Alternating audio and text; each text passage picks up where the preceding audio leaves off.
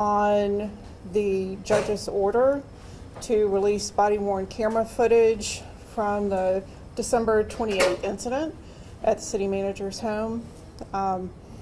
And we are going to have Greensboro Mayor Nancy Vaughn address you first, followed by Police Chief John Thompson, who will walk you through a timeline of events, and then open the floor to questions. Mayor? Thank you, Annette.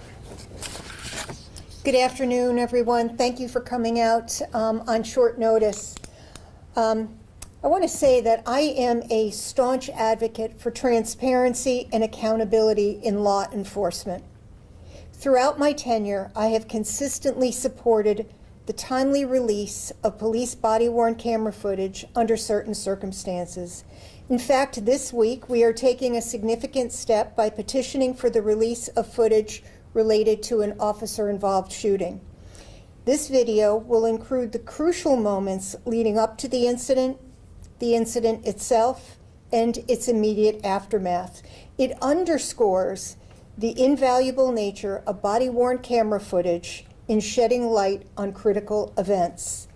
However, as we pursue transparency, we must also remain vigilant in protecting the privacy rights of our citizens. Calling 911 should not equate to relinquishing one's property rights. Rights to privacy. I am deeply concerned that recent rulings may set a troubling precedent, potentially discouraging individuals from seeking assistance in emergencies. Let us consider the gravity of a family in crisis reaching out for help. The body-worn camera not only captures the distressing events, but also invades the sanctity of a home, exposing vulnerable moments that can include minors and uninvolved individuals. It is an intrusive experience, often unfolding on a person's darkest day. In the case at hand, releasing the footage may subject certain family members to undue scrutiny and potential ridicule.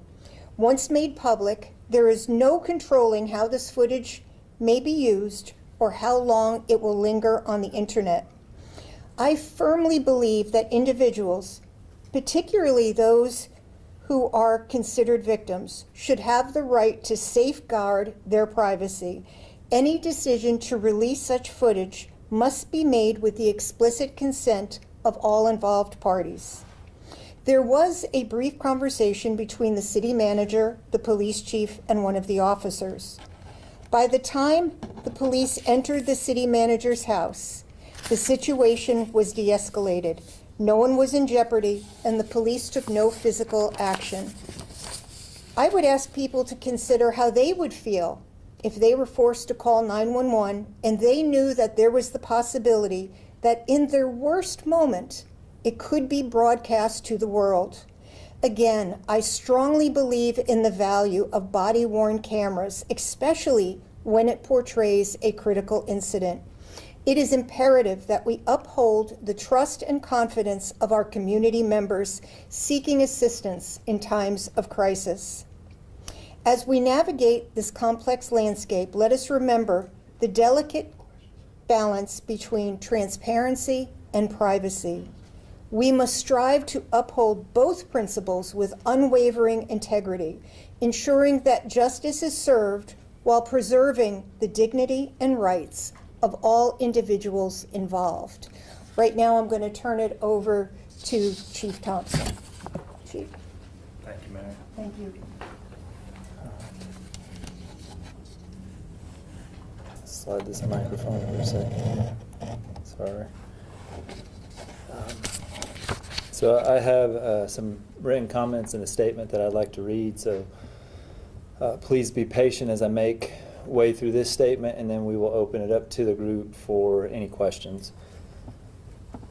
As your police chief, it is my responsibility to provide context and transparency involving the department's response to the city manager's home back on December 28th. The issue has understandably raised concerns within our community. We recognize and respect the gravity of the situation and the importance of accountability in maintaining community trust that we continually work to earn. First and foremost, I want to assure the community that the integrity of our department remains steadfast. I can unequivocally affirm our commitment to upholding the highest standards of professionalism and integrity. I am proud of the professionalism and integrity our officers displayed during their response. Allow me to provide a rundown of events to give some deeper context to the incident that night. Patrol officers with the Greensboro Police Department responded promptly to a reported altercation at City Manager Taiwo Jaiyeoba's residence on the night of December 28, 2023. I ensured adherence to standard operating procedures by speaking with one of the first responding officers, instructing them to de-escalate the situation, separate parties if necessary, and document all interviews. I also requested the response of a watch commander to the scene given the sensitive nature of the event. The city manager called to alert me of the altercation that had occurred in his home, and at no time did Mr. Jaiyeoba nor anyone from the city manager's office request a deviation from normal investigative procedures. Responding officers and paramedics evaluated the condition of the daughters, who displayed no observable signs of injuries. According to our departmental policy for officers to arrest without a warrant following a report of domestic violence, the officer shall have probable cause to arrest when two primary factors exist.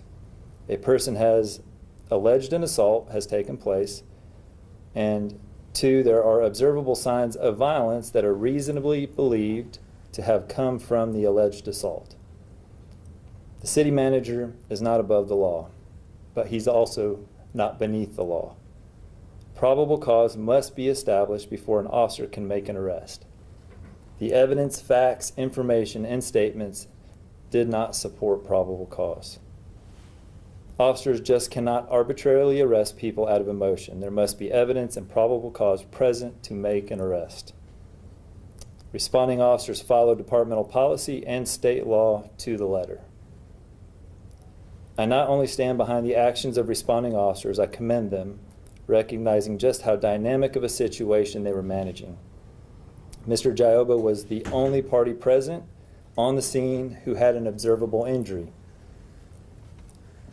However, he could not confirm if his injury was a result of an assault during the incident. Responding officers completed detailed investigative notes, which were promptly submitted to a senior investigator for follow-up the next morning. Following the completion of the investigation, the senior investigator consulted with the district attorney's office, and it was determined that criminal charges were not warranted due to insufficient evidence supporting probable cause for an arrest. A judge authorized the March 4th public release of 4 body-worn camera videos from the night of the incident. The city of Greensboro has decided to appeal the judge's ruling. This decision stems from the city's unwavering commitment to protecting the integrity of the investigative process, safeguarding the privacy of the involved parties, and avoiding the inadvertent exposure of sensitive information. While we recognize the importance of transparency, we believe that appealing this ruling is necessary to ensure that all aspects of the investigation are conducted with the utmost care and consideration for the individuals involved. By taking this step, we aim to maintain the integrity of the investigative process while upholding the rights and dignity of all parties. The city would and has taken the same position regardless of who the party is. The city must respect our community's privacy and protect the integrity of investigations during incidents involving sensitive matters. The department restricted online access to the incident report due to sensitive information. This is departmental policy concerning reports related to domestic-related incidents. However, under those circumstances, a public copy of an incident report can be provided upon request, which was done. This process has been active for several years, regardless of the parties involved. In closing, I want to emphasize that while recent events may have tested the bonds of trust within our community, They have also provided an opportunity for growth and reflection. We recognize that trust is not a given, but rather something we must continually earn through our actions, transparency, and unwavering commitment to serving with integrity. As we navigate through these challenges, I urge our community to stand together with us, united in our shared goal of fostering a safer, stronger, and more resilient community. Together we can overcome adversity, bridge divides, and forge a path forward built upon the principles of justice, equity, and accountability. I want to express my sincere gratitude to the members of our community who have voiced their concerns and stood alongside us in the journey. I will now open up the floor to any questions. What? Sorry, go ahead. Chief, you said you received concerns from people in the community, I take it outside the media, about how many people have reached out to the department expressing concerns or having questions about this case and how it's been handled? Outside of the media, 0.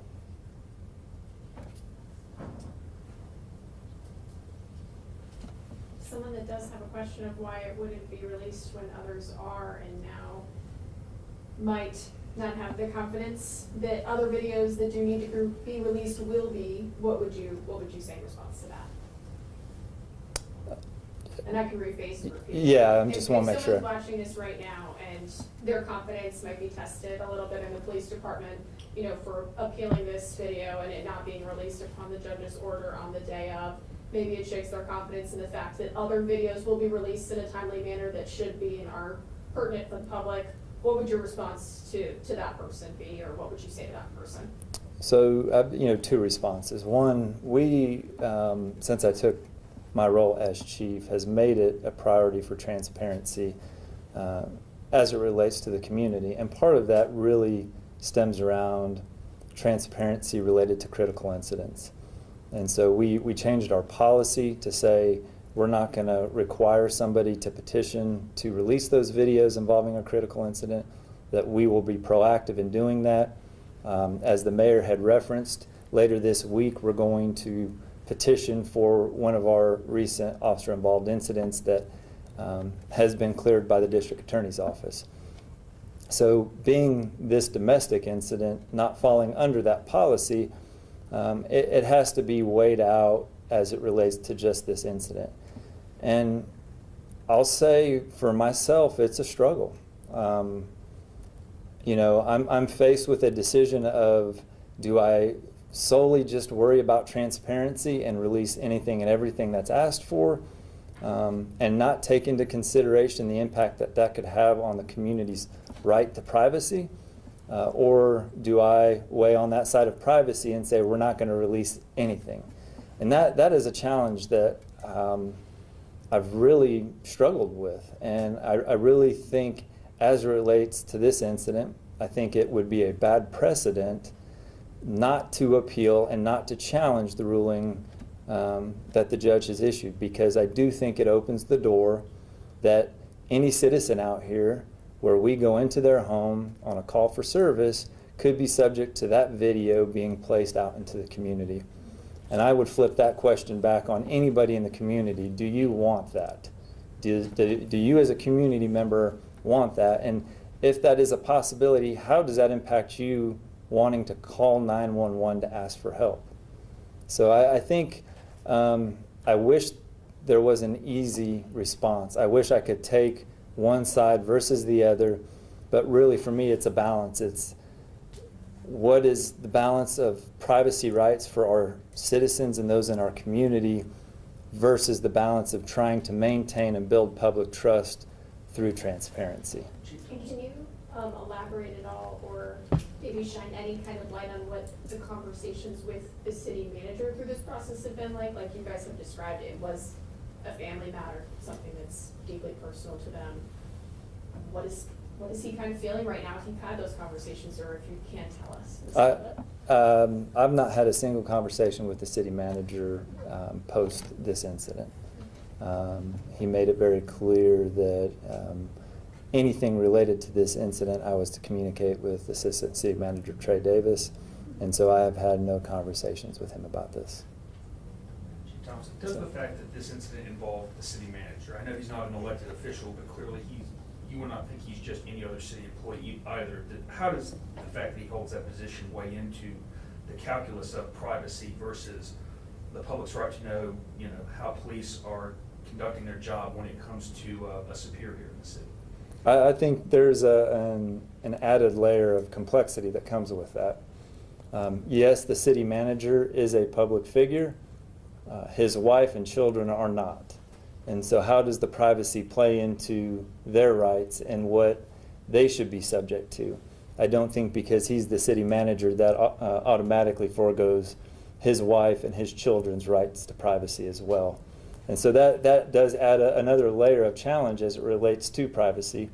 The fact that this was in his home, again, adds another layer of complexity and challenge that this wasn't something that happened on a public street where other people are subject to seeing it. It was behind closed doors in his residence where, historically, even up through our constitutional rights, provide a significant level of privacy in our homes. And so it does add a layer of challenge that comes with deciding what is the best path forward.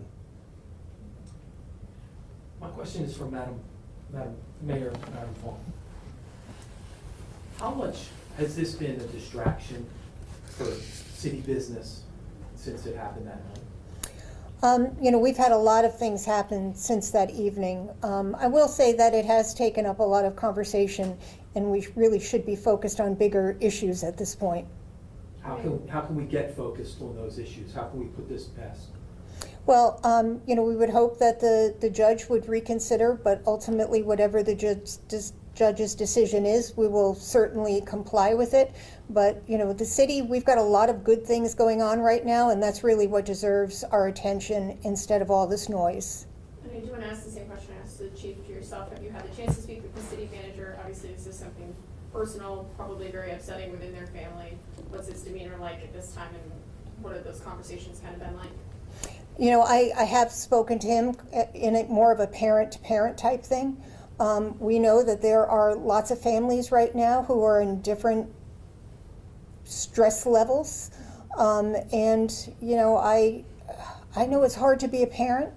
It's hard to be a teenager these days, and sometimes things bubble over, and I think we have to be careful to allow people to make mistakes and not have to end up on an internet for the rest of their lives.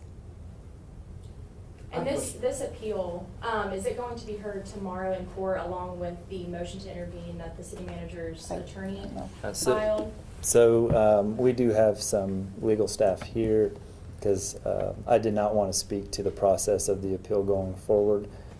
So we do have some legal staff that can answer that question after we have the conference here. So we'll make sure to connect you with them. Chief Thompson, multiple times you've mentioned how this entire case, the entire investigation going through with it is extremely sensitive.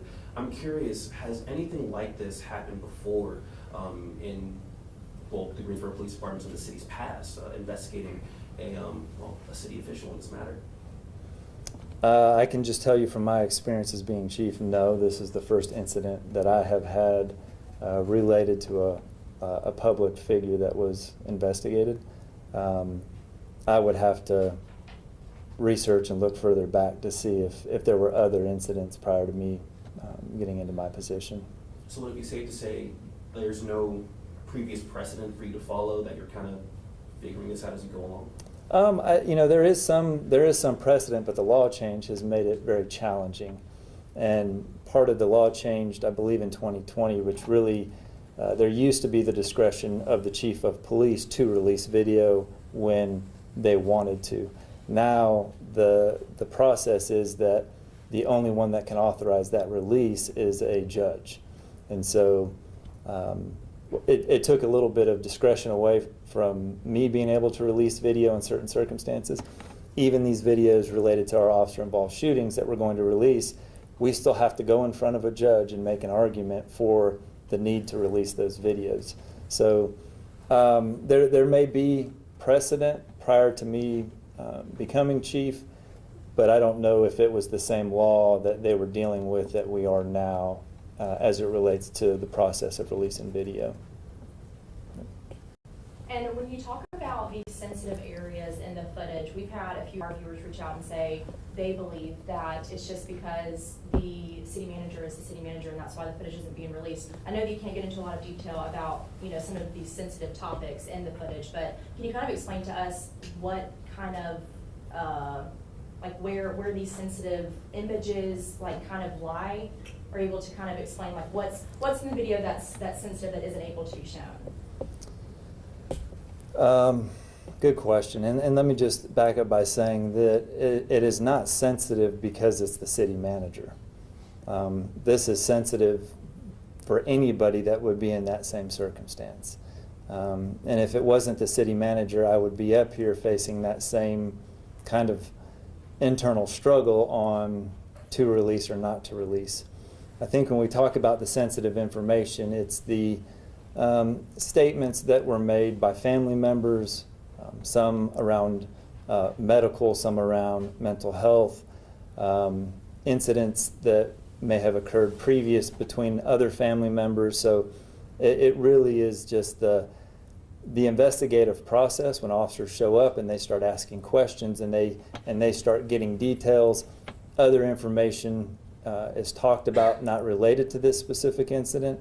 And then really just the video of them, as I think the mayor had said, this is a family in some type of crisis, and they're emotional and feelings are coming out, and so it's sensitive that we believe that any citizen would be hesitant to want that information blasted out for everybody to see. So you talk about standards for release and balancing the right of privacy. I know you mentioned a few points here. It occurred in a private home, and there were no charges filed. What sort of standard would you like to see for when, in the future, which videos get released and which don't, in terms of towing that line? You know, I don't know that I have a standard, because there's a million different scenarios that could occur that would potentially have to be evaluated to say if the video should be released or not. What we have done is, when we looked at changing our policy, we recognized that a critical incident, so when there is a serious injury or death involving a police officer, will typically always generate a large concern from the community as to what happened, what were the facts leading up to that, did the officers act appropriately? And because historically we've always seen those be significant concerns in the community, we felt that it was appropriate that we will always petition to release those videos. I don't know that there's a threshold outside of that I could rely on to say, you know, will we never release a domestic incident? No. You know, if this is a domestic incident that happens in Center City Park, in the public view, captured on surveillance camera, you know, around 100 people, is that need the protection and privacy that happens when an incident happens in somebody's home? I think it's challenging because there are so many variables that could come into play. And my concern with the judge's decision to release this video is it really sets a precedent where we now open the door for any incident that wants to be petitioned for release of the video potentially could be released, and how that impacts the community. And I think more so for me is, I don't want the community not to call us if they're in crisis or need our help. And if they're worried that if they call us, it's going to be put on the 5 o'clock news, the 6 o'clock news, out on the internet forever, that's a concern for me.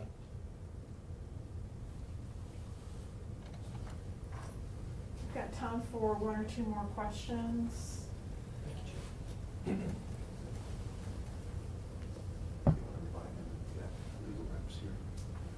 We do have representatives from the city's legal Could they department here. step in, just speak to us all at once, just so it's just a little bit easier when it's recorded to make sure that we don't get the. I think we probably want to go off the record with you guys, just in the interest of the impending hearing Okay. that's coming up. They probably don't want to put anything out there on the record that would jeopardize that. So Even just talking to, like, explaining the legal yeah, process? maybe just in broad strokes off the record. I Okay. think they probably feel a little bit better. Thank you, everyone.